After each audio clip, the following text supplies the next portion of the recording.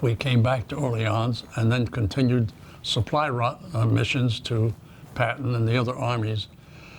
And our airplanes would be loaded with 110 jerry cans of gas overnight, and then in the morning we would fly to certain positions and unload and then come back and get loaded up again and make another mission. We'd make 2 or 3 missions a day like that.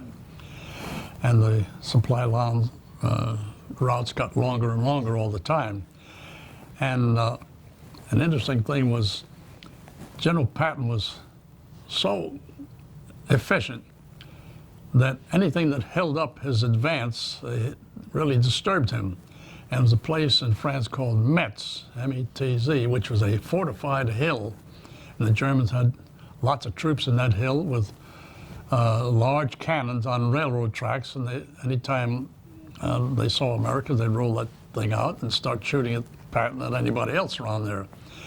Now, bombers were not able to penetrate that, and it was holding Patton up. The Germans couldn't come out, and because Patton's men were there, and Patton's men couldn't get in there, so he was stymied. Then he got an idea, and he put a string of troops around that hill to keep the Germans busy while the rest of his tankers kept going.